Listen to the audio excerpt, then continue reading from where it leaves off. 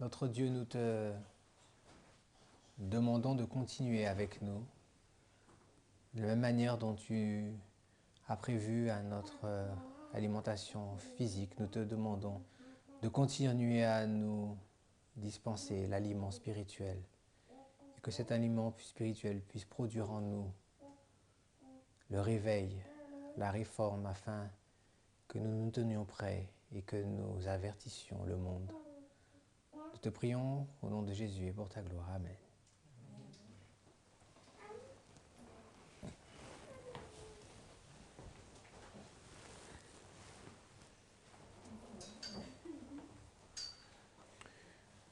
Donc je vous redis bonjour et nous allons continuer notre série. Nous nous étions arrêtés sur la présentation de la charte de 1843 et nous allons un petit peu maintenant parcourir la colonne centrale. Alors dans la colonne centrale nous avons des dates. Nous avons déjà fait mention à l'année 677 avant Jésus-Christ et nous comprendrons dans une présentation future l'importance de cette date et ce qu'elle signifie. Ensuite, nous avons l'année 538 avant Jésus-Christ toujours et le commentaire qui est fait sur la charte, c'est que 538 c'est la chute de l'Empire babylonien, lorsque le roi Darius va venir et tuer Belshazzar. À ce moment-là, l'Empire babylonien va céder son pouvoir et c'est l'Empire médo-perse qui va diriger le monde. Donc ça, c'est l'an moins 538 avant Jésus-Christ. Ensuite, nous avons cette date dont nous avons parlé tout à l'heure, moins 457 avant Jésus-Christ. Et le commentaire qui en est fait, c'est la parution du décret de restaurer Jérusalem. Nous l'avons déjà vu dans Esdras au chapitre 7, verset 8 ce matin. Cet événement est associé au début des 2300 soirées matins de Daniel chapitre 8. Ensuite, nous avons l'an 332, toujours avant Jésus-Christ, et les chronologiens de l'histoire nous disent, et on peut trouver ça notamment dans les écrits de Flavius Joseph, qu'en l'an 332 avant Jésus-Christ, c'est le moment où Alexandre le Grand va vaincre les Perses. Et à partir de ce moment-là, son pouvoir va se mettre en place et l'empire grec va être l'empire universel dominateur sur tous les autres empires. Alors ensuite, vous avez deux dates, l'an 164 avant Jésus-Christ et l'an 158 avant Jésus-Christ. Alors, commençons par la première. Que s'est-il passé en l'an moins 164 ? Il faut savoir que dans le contexte spirituel de l'époque, il faut comprendre quel est l'environnement et l'enseignement dans les congrégations protestantes. Et les pionniers ont dû répondre à certaines vues prétéristes des prophéties de Daniel et de l'Apocalypse. Et pour en dire quelques mots, les prétéristes, ce sont des personnes qui favorisent une vue passée des prophéties apocalyptiques et du livre de Daniel. Et en quoi les pionniers ont dû faire face à cet enseignement prétérite ?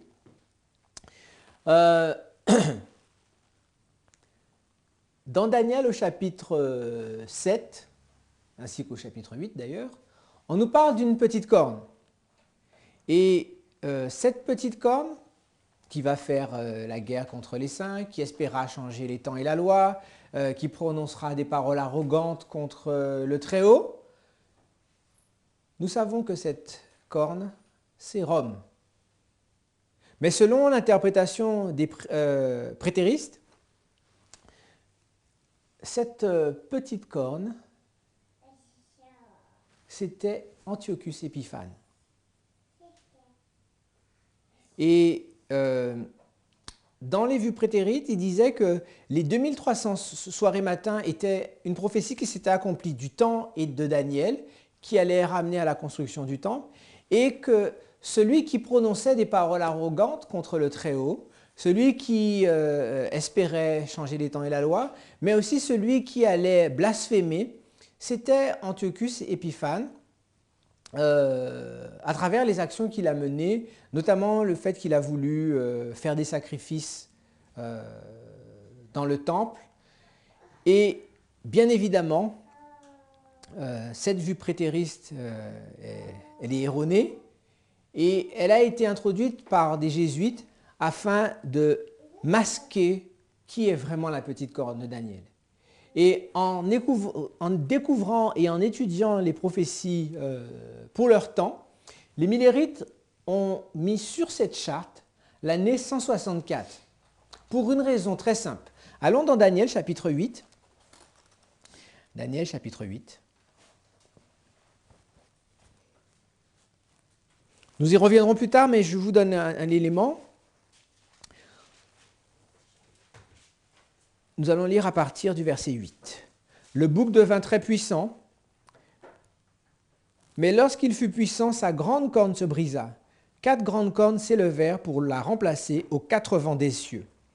De l'une d'elles sortit une petite corne qui s'agrandit beaucoup vers le midi, vers l'Orient et vers le plus beau des pays. Elle s'éleva jusqu'à l'armée des cieux. Elle fit tomber à terre une partie de cette armée et des étoiles et elle les foula.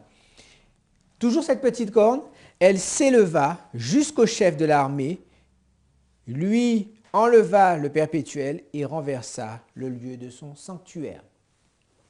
Les actions menées par cette petite corne dans le verset 11, la première qui nous est mentionnée, c'est qu'elle va s'élever contre le chef de l'armée. Alors, nous devons faire un bref récapitulatif. Les prophéties de Daniel 2, 7, 8, 9, 10 à 12 sont une répétition, amplification de la même séquence. Dieu donne plus d'informations au fur et à mesure que l'on progresse dans les chapitres du livre de Daniel. Et la séquence qui nous est montrée est toujours la même. Babylone, Médo-Perse, Grèce, Rome païenne, ensuite Rome papale. Et c'est la même séquence qui est reproduite dans le chapitre 8. Et dans le chapitre 8, la petite corne est utilisée pour représenter les 2 phases de Rome. Daniel va utiliser un procédé littéraire pour nous l'identifier, nous le verrons dans une prochaine présentation. Mais ce qu'il est important de comprendre, c'est que le verset 11 de Daniel 8 parle des activités de la Rome païenne. Et comment la Rome païenne a-t-elle pu s'élever contre le prince? Au fait, c'était qui le prince de l'armée? C'était qui le chef de l'armée? Le prince, c'est Jésus-Christ. Comment Rome s'est-elle élevée? Comment la petite corne s'est-elle élevée jusqu'au prince de l'armée? Vous vous rappelez, selon ce que nous disent les 4 évangiles, qui est-ce qui a persécuté? Qui est-ce qui a mis à mort le Sauveur? C'est l'Empire romain. Ce sont les soldats romains qui l'ont percé. Ce sont les soldats romains qui l'ont maltraité. Et la croix était un supplice romain. Et le verset 11 de Daniel 8 s'est accompli lorsque, sous l'influence et la demande des autorités religieuses juives, les Romains ont porté atteinte à la vie du roi des rois. Ok? Donc, cette petite corne du verset 11 de Daniel 8 va s'élever jusqu'au chef de l'armée. Et pour faire face à l'explication qui disait que la petite corne était Antiochus Épiphanes, voilà ce que les pionniers ils ont fait. Ils ont mis l'an 164, c'est la mort d'Antiochus Épiphanes, qui bien entendu, il est mort en l'an moins 164 avant Jésus-Christ. À ce moment-là, est-ce qu'il pouvait s'élever contre le chef de l'armée? Non, parce que le Messie allait venir plus de 150 ans après sa mort. Et c'est ce qu'ils écrivent. La mort d'Antiochus Épiphanes, qui ne pouvait pas se tenir contre le prince des princes, car il était mort 164 années avant que le prince de la vie soit né. Donc c'est pour ça que vous voyez ce chiffre 164 sur cette charte associé à la corne. Et vous pourrez regarder de plus près, si on peut la voir d'ailleurs, vous verrez qu'en accord avec ce que je viens de vous dire, sur cette charte, il y a ici écrit Rome, païenne et papale. Les deux sont imbriqués dans l'utilisation du mot la petite corne. Ensuite, on retrouve l'année moins 158 avant Jésus-Christ. C'est la ligue entre les Juifs et les Romains. On peut trouver ça dans les écrits de Flavius Joseph, l'Antiquité de Joseph, volume 1, page 13, c'est le chapitre 2. Donc voilà pour cette partie de la charte.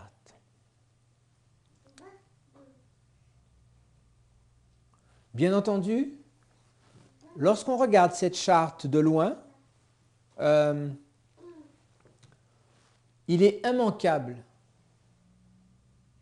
de reconnaître quel est le centre de cette charte. Le centre de la charte, c'est Jésus-Christ. Le centre de la parole de Dieu, le centre des prophéties, le centre de l'évangile, c'est la personne même de Jésus-Christ. Et c'est pour ça que Jésus-Christ se retrouve au milieu de la ligne qui démarque le temps, mais il se trouve aussi au milieu des deux représentations des bêtes et des symboles représentant l'ennemi de Dieu. La prochaine date, c'est l'an 490, le moment où Rome est divisée. D'après la lecture du chapitre 7 de Daniel, Rome va être divisée en 10 parties. Et vous regarderez que ça correspond à cette partie qui est là, où on a les 10 tribus barbares qui vont naître du démantèlement de l'Empire romain. L'année 508, qui est une année extrêmement importante dans la compréhension eschatologique des prophéties de la Bible, et notamment pour comprendre le livre de Daniel, cette date de 508 est essentielle. Mais nous n'aborderons pas cela aujourd'hui. Alors, ensuite, vous avez l'année 538. Les Hérules, les Vandales et les Ostrogoths, à ce moment-là, furent arrachés. C'est la période prophétique qui correspond à la montée de la petite corne. 3 cornes furent arrachées devant cette corne-là. Et cela marque le commencement de la puissance papale. Ce commencement devait durer un temps, des temps, la moitié d'un temps, ou encore 1260 années, et cela se terminait en 1798. Ensuite, donc je ne l'ai pas précisé, mais vous le comprendrez aisément, avant la croix, on compte le temps de façon négative, mais après la croix, on est en positif. Donc ici, on est en 490 après Jésus-Christ, 508 après Jésus-Christ, 538 après Jésus-Christ. Donc la prochaine date ici, c'est l'année 606. Et l'année 606 correspond à un fait qui est la naissance ou la montée du Alors ils disent Mahomédanisme, Mahométans, c'est un ancien mot qui veut dire islam en réalité. Les partisans de Mahomet sont les forces de l'islam. Donc en 606,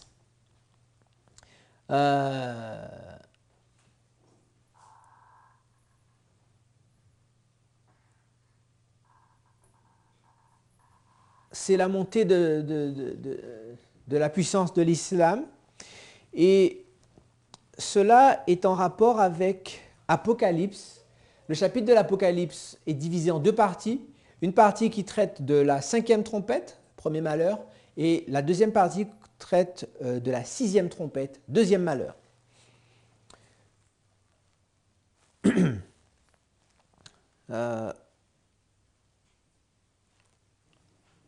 Les deux prochaines dates sont liées donc à cette 5e et 6e trompette. Apocalypse 9, versets 3 à 13. Et il sortit de la fumée comme des locusts, sauterelles, merci. Et ils avaient le pouvoir de tourmenter les hommes pendant 5 mois. Et ces 5 mois, 5 mois de 30 jours, ça représente 150 jours. Et dans la prophétie biblique, un jour égale une année. Donc ces 5 mois où les sauterelles allaient tourmenter les hommes correspondaient à une prophétie qui allait durer 150 ans, dont le point de départ est 1299 et la fin est pour 1449. Mais nous ne donnons pas les détails de cela, nous le verrons aussi par la suite. En 1449, les 5 mois ou 150 ans arrivent à leur terme et la 6e trompette a commencé à sonner. La chose que j'aimerais que vous puissiez reconnaître, cette date est associée à cette représentation graphique. 606 est associé à cette représentation graphique. Et 1449 est associé à cette représentation graphique. Les pionniers avaient identifié l'islam comme étant la puissance au cheval, et nous comprendrons pourquoi très prochainement. Alors, après, nous arrivons à l'année 1798. 1798 qui est le temps de la fin. Et cette année 1798 a une partie de la prophétie qui va se réaliser en rapport avec Daniel chapitre 12, verset 11, et l'autre par rapport à Daniel chapitre 12 au verset 12. Donc nous avons fait une vue d'ensemble de la colonne centrale de la charte de 1843. Maintenant, il nous reste à regarder cette partie-là. Ici, nous voyons toujours les deux phases de Rome. La phase païenne de Rome, le dragon a 7 têtes, parce que c'est au moment où les 3 cornes sont arrachées. Donc c'est la forme païenne de Rome, et ensuite la forme papale, qui est un parallèle avec ce que nous avons vu dans les prophéties du livre de Daniel, d'abord la Rome païenne, et ensuite la Rome papale.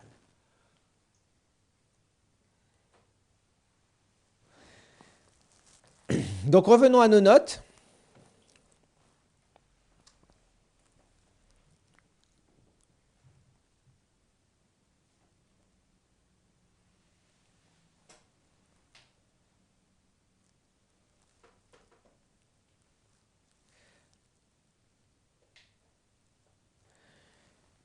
Dans Premiers Écrits, à la page 74, Ellen White nous disait ceci: j'ai vu que la charte de 1843, retrouvons cette citation,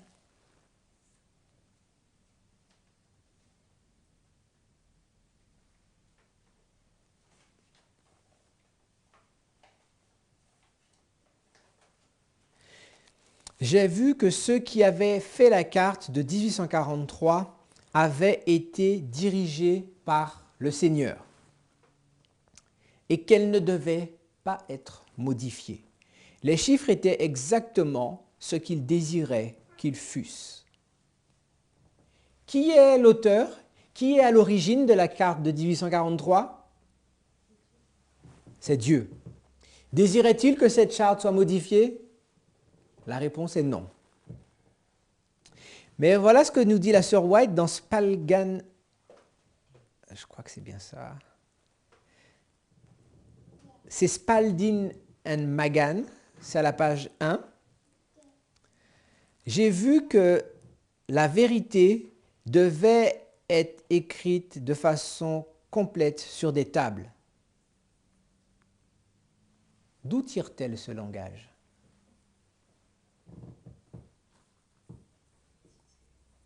Oui, de prophétiser. Dans quel passage de la Bible on a reçu un ordre d'écrire la prophétie sur des tables? C'est le livre d'Habakkuk. Elle a vu que, j'ai vu que la vérité devait être écrite de façon pleine sur des tables, que la terre tout entière appartient au Seigneur et qu'aucun moyen ne devait être épargné pour faire cette œuvre. J'ai vu que la vieille charte avait été dirigée par l'Éternel et aucun des chiffres ne devait être modifié, sinon par inspiration. C'est un peu différent de ce que nous avons vu jusqu'avant. Elle dit auparavant qu'il ne faut pas modifier la charte, mais ici dans cette citation, elle dit que la charte peut être modifiée selon l'inspiration. Est-ce que ça vous déstabilise? Est-ce que vous comprenez pourquoi? Ça paraît paradoxal de prime abord. Ok. Et pourtant, l'esprit des prophètes est soumis aux prophètes, donc il n'y a pas de contradiction en cela. Nous avons vu que la charte de 1843 contenait une erreur. Donc, lorsque Dieu va leur permettre de faire la reconnaissance de cette erreur, que vont-ils devoir faire avec leur charte? Ils vont devoir la corriger. Et partout où il y avait écrit 1843, qu'est-ce qu'ils vont devoir mettre maintenant? Ils vont devoir mettre 1844. Et c'est pour ça qu'elle dit que la charte ne pouvait pas être modifiée, sinon selon l'inspiration divine. Et voilà ce qu'elle va dire.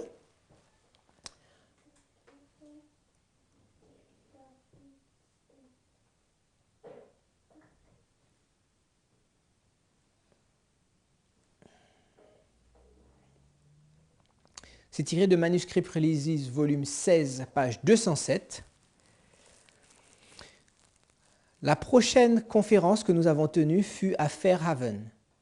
Le frère Bates et sa femme étaient présents.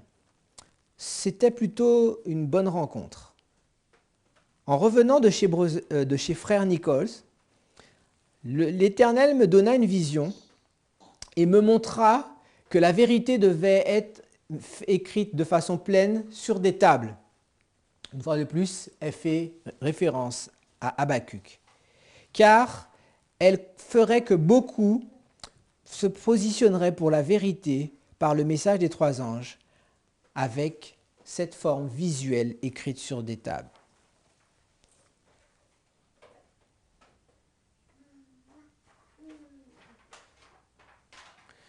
Alors, on va continuer la citation suivante. C'est dans Manuscript Releases, volume 15. Ici, c'est la page 213. Mon cher frère et chère sœur Loveland, j'espère vous envoyer des lettres bientôt. La charte est en train d'être publié. Dieu est dans la publication de cette charte. Le frère Nicole s'en occupe. Je vis que Dieu était dans la publication de la charte du frère Nichols. Je vis qu'il y avait une prophétie concernant cette charte dans la Bible. Et si Dieu avait conçu cette charte pour le peuple de Dieu, si elle était suffisante pour un, elle l'était pour tous. Et nous avions tous besoin d'une nouvelle charte peinte en plus grand, tout ce dont nous avions besoin. Ici, dans cette citation, la sœur White fait référence à la charte de 1850. Et si vous faites attention, vous verrez que les symboles sont plus grands. On distingue beaucoup mieux les entités dont il est question, n'est-ce pas? Mais il y a aussi une autre composante qui peut dire un chiffre sur cette charte. Qui peut lire un chiffre?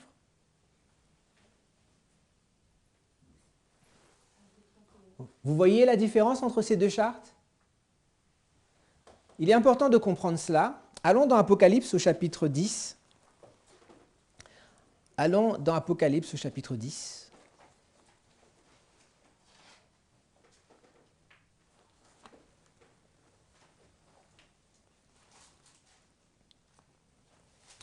Nous allons lire à partir du verset 5. Et l'ange que je voyais debout sur la mer et sur la terre leva sa main droite vers le ciel et jura par celui qui vit au siècle des siècles, qui a créé le ciel et ce qui s'y trouve, la terre et ce qui s'y trouve, et la mer et ce qui s'y trouve, qu'il n'y aurait plus de temps ou encore plus de délai. Que nous a dit l'inspiration? Après 1844, que se passe-t-il? Il n'y a plus de temps prophétique. Qu'est-ce que cela veut dire en termes simples? Après 1844, on ne pourra plus prédire un événement en faisant un calcul à partir d'une prophétie biblique. Le message de la charte de 1843, la chose qui apparaît plus que toute autre chose lorsque vous la regardez au loin, c'est qu'elle est remplie avec des chiffres. Oui ou non? Mais lorsque vous regardez au loin la charte de 1850, vous vous rendez compte que l'aspect du temps a disparu. Car, étant publié en 1850, 6 ans après 1844, leur message n'est plus basé sur la fin des calculs prophétiques, mais leur message va être basé maintenant sur les piliers. Et j'ai oublié de le dire tout à l'heure, nous avons parlé des fondements. Les fondements de l'adventisme, tels que les pionniers l'ont écrit, sont contenus dans les enseignements de cette charte. Ça, c'est les fondements de l'adventisme. Donc, cette charte-là, c'est celle dont Ellen White venait juste de nous parler. Elle a été publiée par le frère Otis Nichols à Dorchester, Massachusetts. Et elle dit que Dieu était dans la publication de cette charte. Et elle dit aussi qu'aucun chiffre ne pouvait être modifié à part si c'était fait sous l'inspiration. La différence entre cette charte de 43 et celle de 1850, c'est que la fin des périodes prophétiques est maintenant pour 1844, mais plus pour 1843. Et c'est pour ça que Dieu a corrigé l'erreur. Il y avait une erreur dans un chiffre qui affectait plusieurs prophéties. Et c'est pour ça que nous avons ce chiffre-là ici.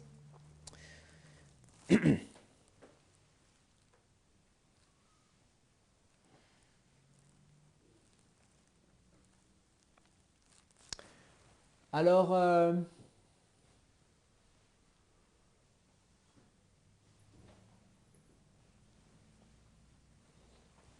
je vais aller plus rapidement avec cette charte parce que En réalité, la plupart des choses, on les a déjà vues. Elle est basée sur la même construction. Une colonne centrale avec certains repères. Et j'aimerais vous relire cette phrase de la sœur White. C'était tiré de Messages choisis, volume 2, à la page 116 et 117.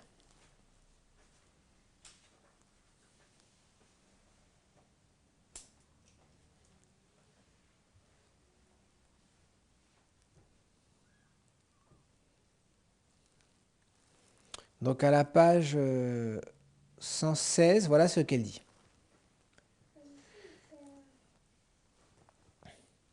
Les grands poteaux indicateurs qui montrent où nous en sommes dans l'histoire prophétique doivent être soigneusement préservés, de peur qu'ils ne soient renversés ou remplacés par des théories engendrant confusion plutôt qu'authentique lumière. Le terme chez nous traduit par poteau indicateur est en anglais milestone ou waymark. C'est un peu comme les bornes kilométriques qu'on a sur le bord de la route. Lorsqu'on regarde les bornes kilométriques, on sait sur quelle route on est, on sait à quel kilomètre on est, et parfois on a l'indication du chemin qui reste à parcourir avant la prochaine grande étape, ou le chemin parcouru depuis le dernier point important sur cet axe, n'est-ce pas? Et elle dit que les grands poteaux indicateurs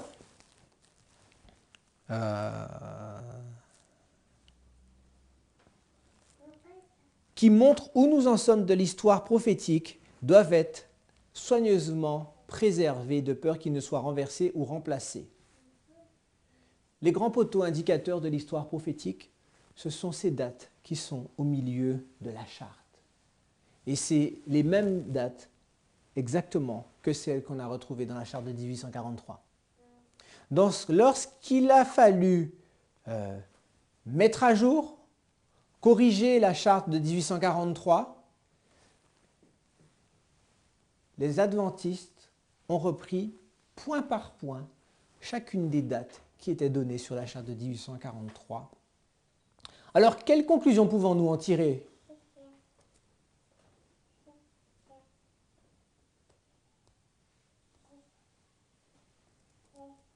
La conclusion, c'est que s'ils les ont reportés sur la charte où ils font la mise à jour, c'est que ces dates étaient correctes. Si elles n'avaient pas été correctes, Dieu les aurait changées et il aurait donné l'explication du changement. Mais lorsqu'ils vont transcrire la charte de 1843 vers celle de 1850, tout va rester identique.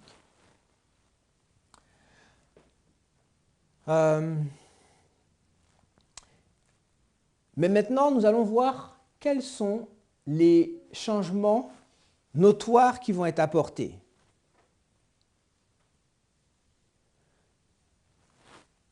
Vous regardez qu'ici, dans la partie inférieure gauche, on va retrouver 3 anges. Les millérites vont comprendre après 1844 la vraie signification et la vraie importance du message des 3 anges. En réalité, de 1840 à 1844, ils sont en train de vivre l'expérience du message du premier et du deuxième ange. Mais ils ne le savent pas. Et lorsque le temps va passer après 1844, ils vont comprendre beaucoup de choses sur leur mouvement. Et la première des choses qu'ils vont comprendre, c'est qu'ils n'avaient pas compris la nature du sanctuaire que Jésus allait purifier. Et vous verrez que sur la charte de 1850, il y a une représentation du sanctuaire.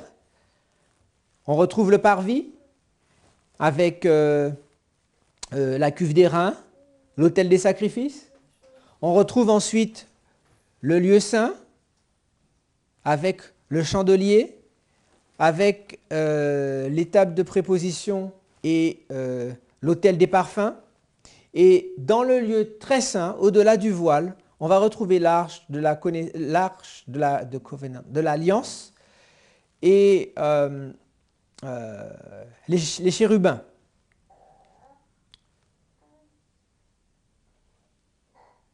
Ça, c'est une nouveauté pour eux. S'ils avaient compris qu'il y avait un sanctuaire dans le ciel, ils n'auraient pas eu le désappointement de 1844.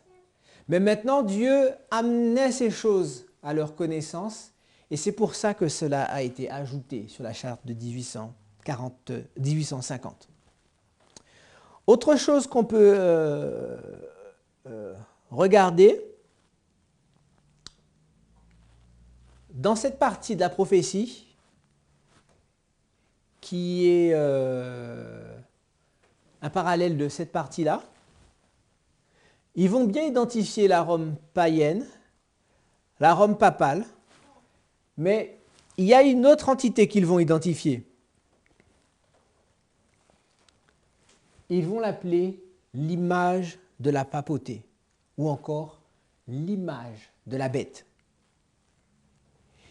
Et si vous les mettez ensemble, parce que ça va sur une ligne, au moment où le 7e ange sonne de la trompette, on retrouve l'image de la bête, l'image de la papauté, on retrouve la compréhension du lieu très saint du sanctuaire, et on retrouve aussi ceux qui ont les commandements de Dieu et la foi de Jésus. Ils comprennent le message du 3e ange.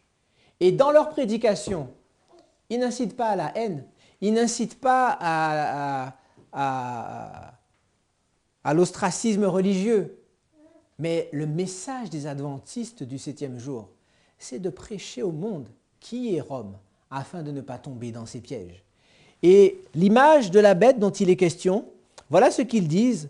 La bête semblable à un agneau mais ayant 2 cornes.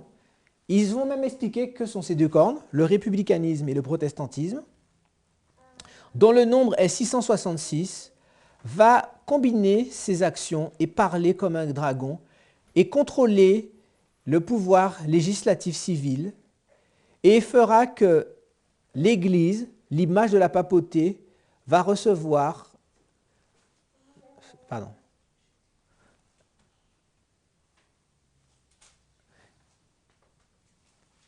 cette image de la bête va faire que l'image de la papauté qui avait reçu une blessure mortelle sera guérie. Donc ce que nous pouvons dire, c'est que cette charte de 1850 va s'appuyer sur les fondements déjà établis de 1840 à 1844, mais elle va ajouter de nouvelles vérités. La loi de Dieu, le message des 3 anges, le sanctuaire, le sabbat. Et en ce sens, la charte de 1843 représente les fondements de l'adventisme, la charte de 1850 représente les piliers de l'adventisme. Et vous voyez qu'il y a une différence entre un fondement et un pilier. Peut-on bâtir un fondement sur un pilier? Bien entendu, non. Mais il faut un fondement pour poser un pilier. OK? Nous allons continuer.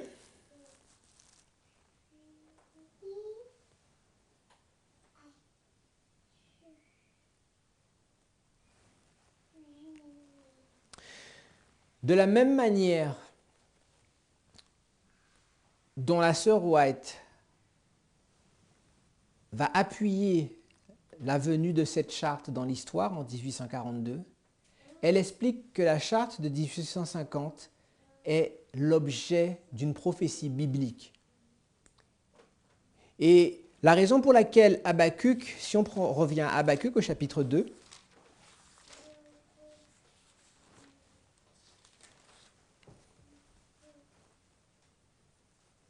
nous sommes au verset 2.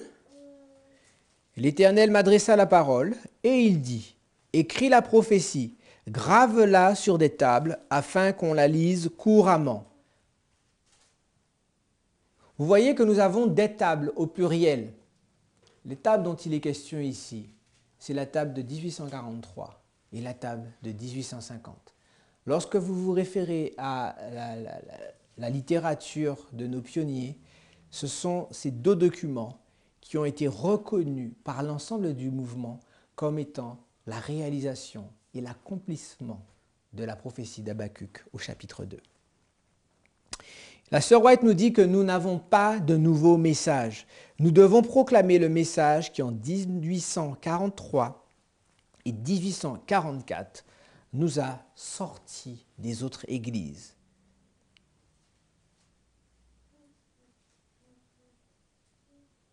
Afin de pouvoir prêcher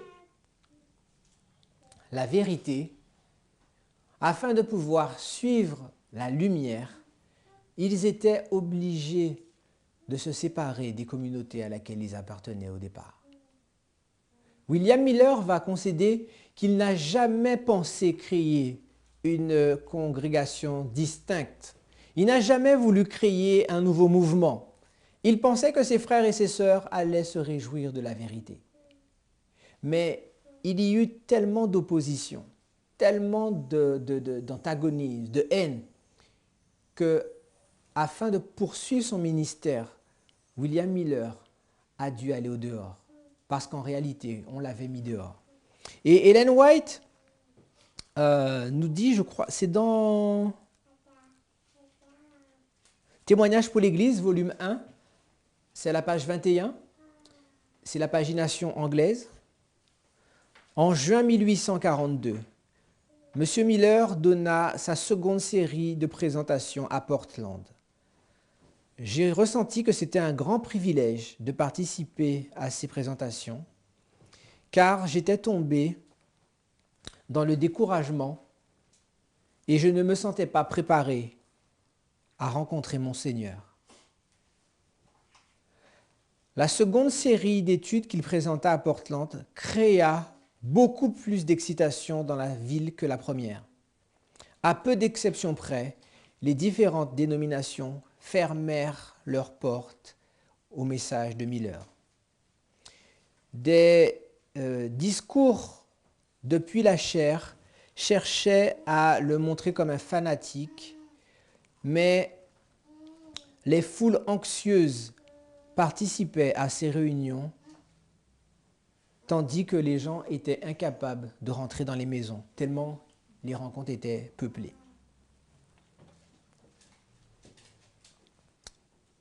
Maintenant, nous devons comprendre quelque chose en rapport avec cette charte.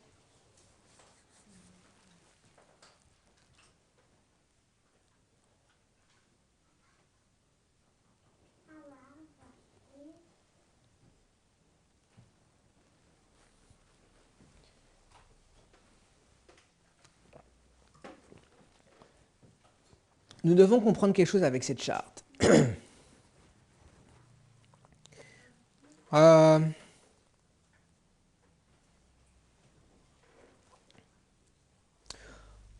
William Miller va commencer à prêcher un message de réveil.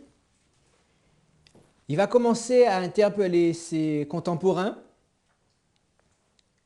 Et dans un premier temps, cela crée un engouement et une excitation dans tout le corps religieux d'alors. Que s'est-il passé? Entre le moment où tout le monde est d'accord pour accepter le message de William Miller et le moment où les églises ferment leurs portes à la prédication de Miller. Lisons ce que nous raconte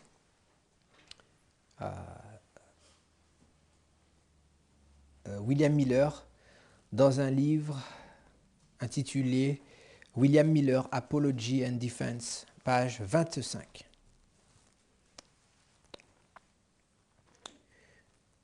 Je n'ai jamais été enclin à préciser un jour particulier pour l'apparition du Seigneur, croyant que nul homme ne sait ni le jour ni l'heure. Dans tout le matériel que j'ai publié, vous verrez que concernant cet événement, je disais environ autour de l'année 1843. Donc ça, c'est dans son matériel écrit. Dans tout ce qu'il a publié, il était assez évasif. Il disait toujours environ aux alentours de 1843. Dans toutes mes présentations orales, je disais invariablement que la fin des périodes prophétiques se terminerait en 1843 s'il n'y avait pas d'erreur dans mes calculs. Donc William Miller est extrêmement précautionneux. Il ne va jamais publier une date écrite dans ses travaux annonçant le retour de Jésus pour tel jour. Et lorsqu'il va être ferme au sujet de l'année 1843, il va toujours préciser si mes calculs ne sont pas faux.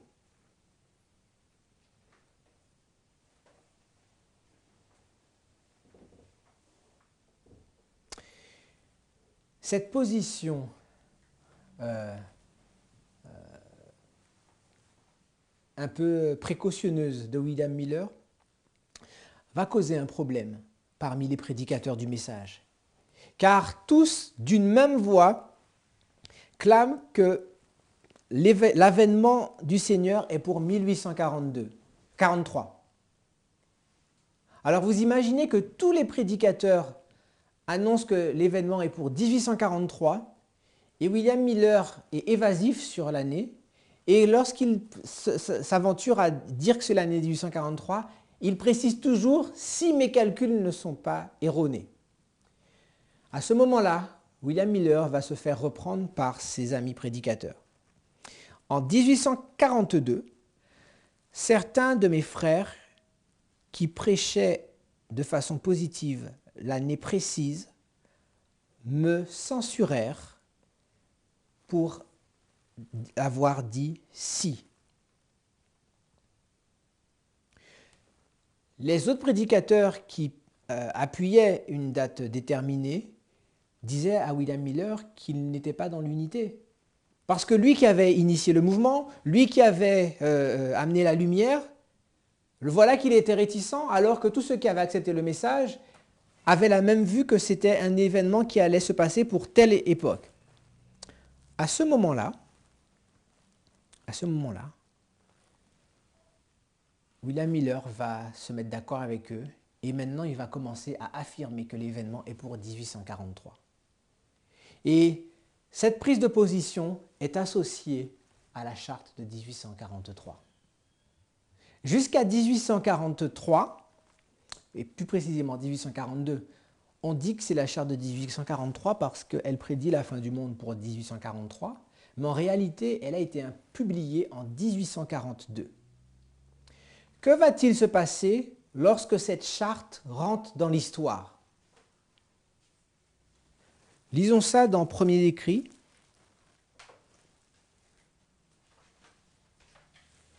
C'est la page 233.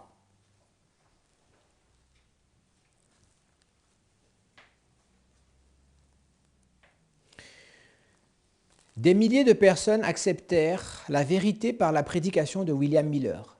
Des serviteurs de Dieu, animés de l'esprit et de la puissance d'Élie, proclamèrent le message. Comme Jean-Baptiste, le précurseur de Jésus, ceux qui prêchaient ce message solennel se sentaient à pousser, à mettre la cognée à la racine des arbres et à inviter les hommes à porter des fruits dignes de la repentance. Leur témoignage était de nature à réveiller les églises, à les stimuler puissamment et à manifester leur caractère réel. Et lorsque fut donné l'avertissement solennel de fuir la colère à venir, un grand nombre de ceux qui faisaient partie des églises reçurent ce message salutaire.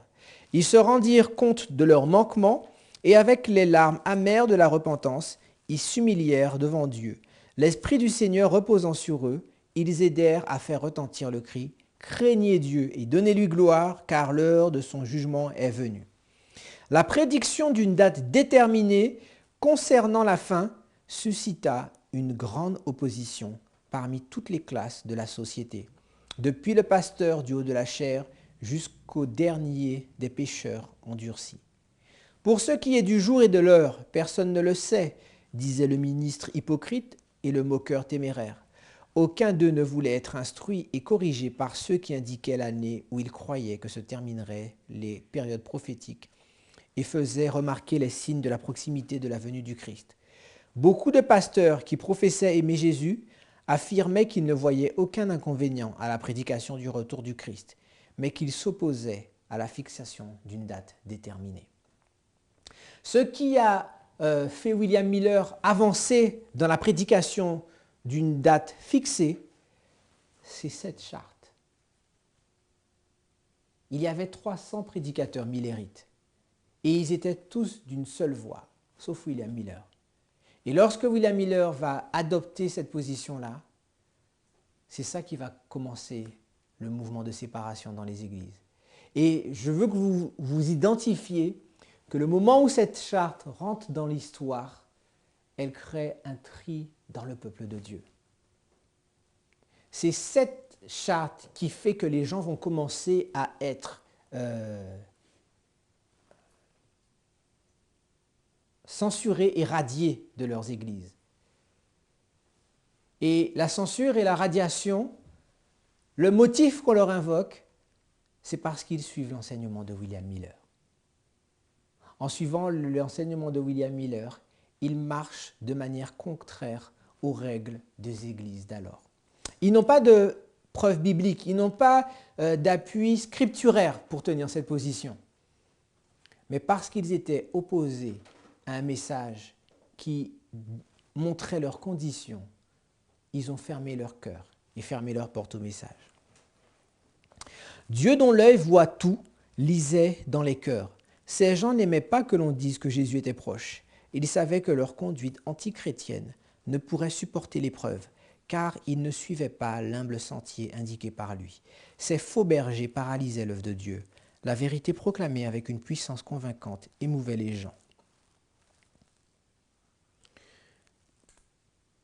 Et comme le geôlier de Philippe, il commençait à demander « Que faut-il que je fasse pour être sauvé ?» Mais ces pasteurs se plaçaient entre la vérité et le peuple, et ils lui prêchaient des choses agréables pour le détourner de la vérité. Il se joignait à Satan et à ses anges pour dire « Paix, paix, paix », alors qu'il n'y avait point de paix. Ceux qui aimaient leurs aises et ne se souciaient pas d'être en communion avec Dieu restèrent dans leur sécurité charnelle. Je vis que les anges de Dieu remarquaient tout cela.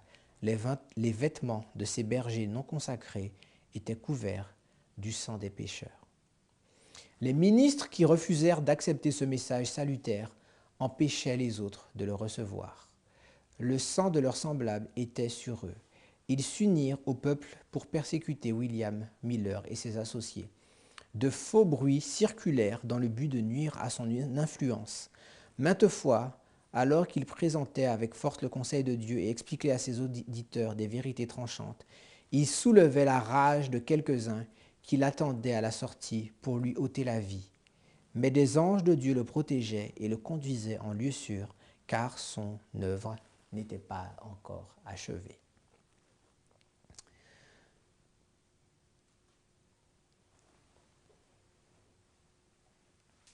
L'apparition de cette charte dans le mouvement millérite va démarquer le moment où les millérites vont être exclus des églises. Et la seule raison invoquée, c'est leur croyance à la nouvelle de l'avènement de Jésus. Mais il y a quelque chose que j'aimerais vous partager avec vous. Pardon.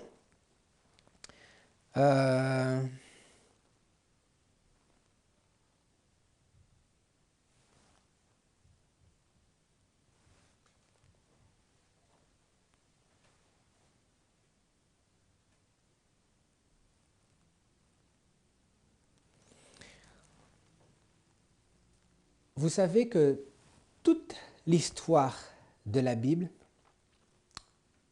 a été inscrite pour notre instruction, nous qui vivons à la fin des temps. Vous le savez ça. Vous le savez aussi que toute l'histoire de la Bible se répète. Ok?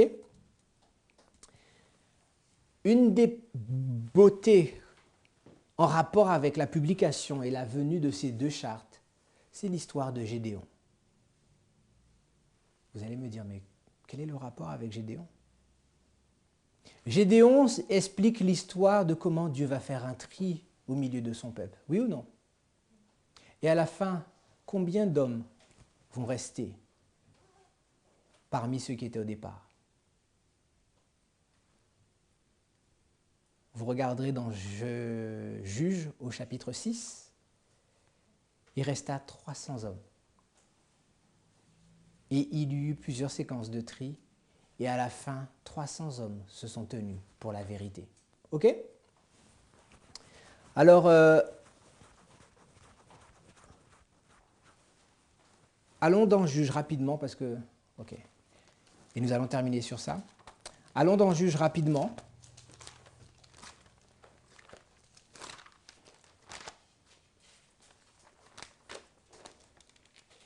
Juge au chapitre 6.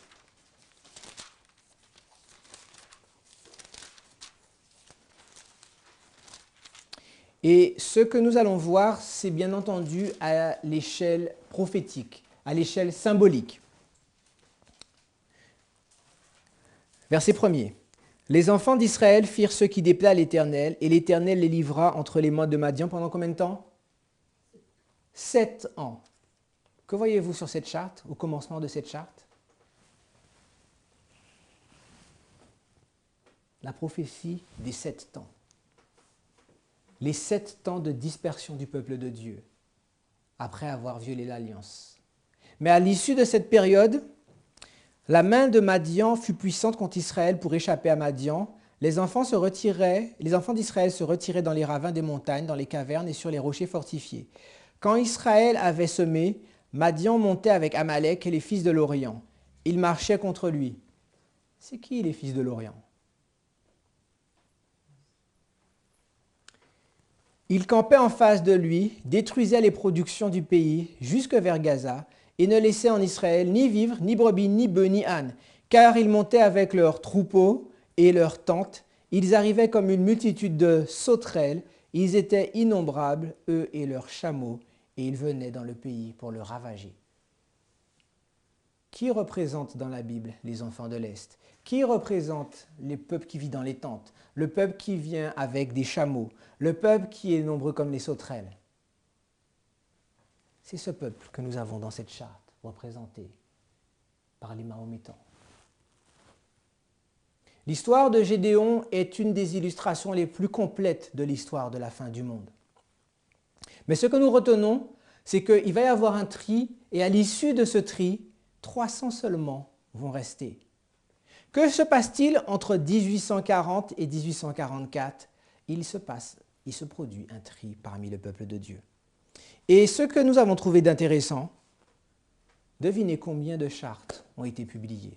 La charte de 1843. En 1842, Joshua Himes lança un nouveau journal intitulé « Le cri de minuit » à New York et publia 300 copies d'une lithographie représentant les prophéties de Daniel et de l'Apocalypse lors d'une conférence tenue à Boston en mai 1842, présidée par Joseph Bates. Combien de chartes ont été publiées? 300. Cela, vous pouvez le trouver dans l'encyclopédie adventiste du 7e jour. C'est le volume numéro 10, la page 892 à 898. Cela parle de la charte de 1843. Mais concernant la charte de 1850, elle s'intitule la charte adventiste prophétique de 1850. Elle est considérée comme étant la première charte adventiste du 7e jour. C'est de celle-ci dont on parle. Le frère Nichols imprima 300 copies de cette charte. L'original faisait 44 pouces par 51 de large et il était vendu pour $2 en juin 1851. La charte avait été conçue selon James White pour fournir du matériel à ceux qui voyageaient et qui enseignaient la vérité présente.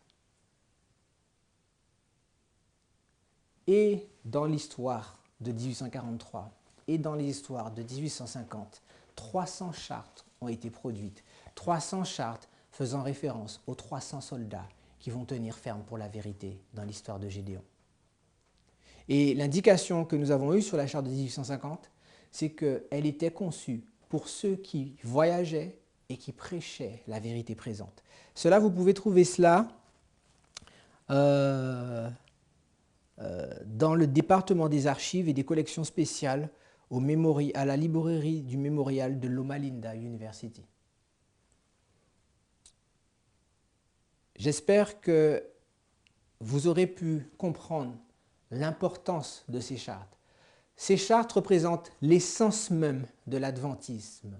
Et lorsque nos pères fondateurs ont décidé de partir prêcher l'Évangile au monde entier, ils le faisaient avec l'appui de ces deux supports prophétiques pour montrer à leurs concitoyens et à leurs contemporains dans quel temps ils étaient et ce que Dieu était en train de faire. Et la Bible dit que la parabole des 10 vierges représente l'histoire des Millérites. Cette parabole a été accomplie et sera répétée à la lettre dans la dernière génération. L'heure est arrivée dans l'histoire où Dieu de nouveau va susciter ces chartes. Et c'est la raison pour laquelle vous voyez dans le monde entier des jeunes gens, des jeunes femmes en train de prendre la parole, en train de prêcher avec ces deux supports derrière en fond d'écran. Parce que Dieu est en train de procéder dans notre génération à ce qu'il a fait du temps des Millérites.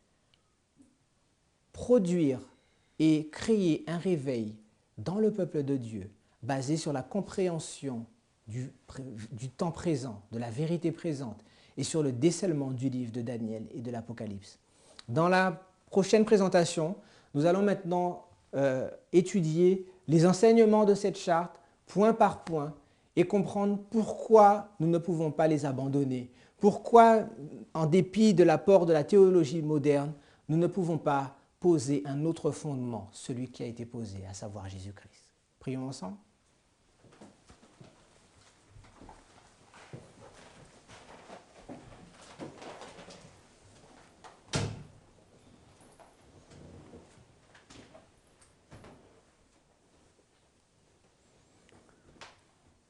Ô Père, nous te remercions de ce que tu as tracé l'histoire de façon à ce que nous puissions la reconnaître. Une des raisons pour lesquelles tu mets en place toujours la même séquence, c'est afin que ceux qui cherchent, Seigneur, puissent reconnaître ta trace, ta signature et te suivre partout où tu vas.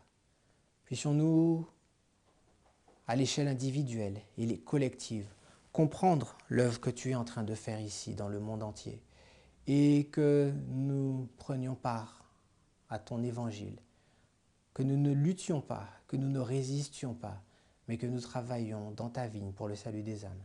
C'est la prière que nous t'adressons dans le nom de Jésus. Amen.